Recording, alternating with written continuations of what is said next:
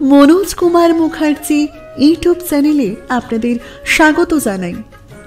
মগধ সাম্রাজ্য থেকে সোজা বীরভূমের কালীপুরে অবিশ্বাস্যভাবে প্রতিষ্ঠিত হন দেবী গুচ্ছকালী।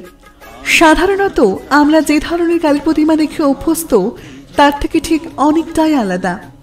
এখানে পঞ্চমুণ্ডির আসনের উপরে সর্পবেদিতে প্রতিষ্ঠিত হন গুচ্ছকালী।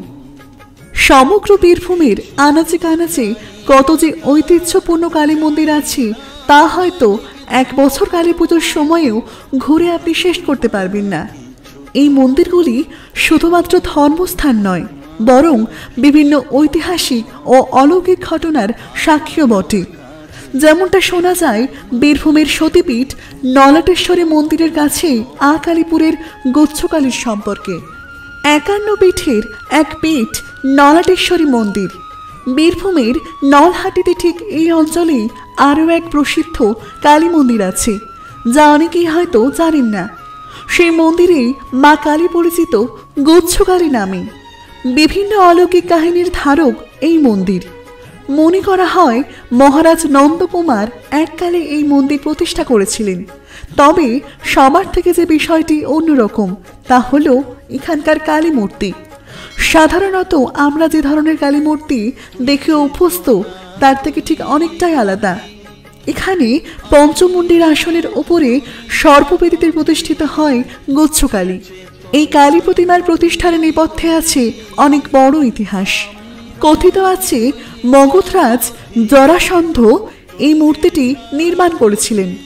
কালক্রমে বিভিন্ন রাজার হাতে পূজিত হওয়ার পরে কাশীরাজ চৈতসিংহের রাজত্বে এক কৃষক জমিতে এই দেবী মূর্তিটি খুঁজে পান। এই সময়ে ওয়ারেন হেস্টিংয়ের নজরে পড়ে মায়ের এই অপরূপ মূর্তি। শোনা যায় তিনি নাকি মায়ের এই মূর্তিকে ইংল্যান্ডের মিউজিয়ামে নিয়ে যাওয়ার পরিকল্পনা করেন। তার এই গোপন পরিকল্পনার কথা জানতে পেরে চৈতসিংহ মায়ের মূর্তিটিকে গঙ্গাবক্ষে লুকিয়ে রাখেন আর রটিয়ে দেন মূর্তি চুরি হয়ে গিয়েছে। এরকম নানা ইতিহাস রয়েছে এই কালীপুরে জুড়ে। সেখানে গিয়েছিলেন আমাদের সকলের প্রিয় গুরুজি মনোজ কুমার মুখার্জি। আপনারা ভিডিওতে দেখতেই পাচ্ছেন গুরুজি সমস্ত জায়গাটি ভালো করে ঘুরে ঘুরে দেখেছেন এবং গুরুজির সাথে গিয়েছিলেন আমাদের সকলের প্রিয় আমাদের গুরুমা এবং আমাদের সকলের আদরের আমাদের গুরু ভাইও। আপনারা ভিডিওতে দেখতেই পাচ্ছেন গুরুমা, গুরু ভাই এবং আমাদের গুরুজি কত সুন্দর আনন্দের ছবি তুলেছেন। দেখুন কত আনন্দে আছেন তারা। সত্যি তো এত বড় একজন মাতৃসাধক এমন বিভিন্ন তীর্থস্থান ঘুরে বেড়াবে, এটাই তো স্বাভাবিক। গুরুজি মনোজ কুমার মুখার্জি হলেন মা কালীর সন্তান। তার কাছে সমস্ত সমস্যার সমাধান আছে।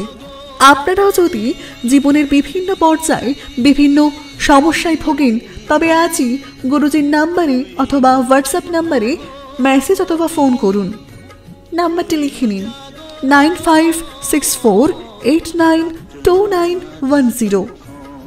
সকলে ভালো থাকবেন, সুস্থ থাকবেন এবং গুরুজির ভাষায় আনন্দে মহানন্দে থাকবেন, কারণ গুরুজি নিজে সর্বদা আনন্দে থাকেন। ধন্যবাদ।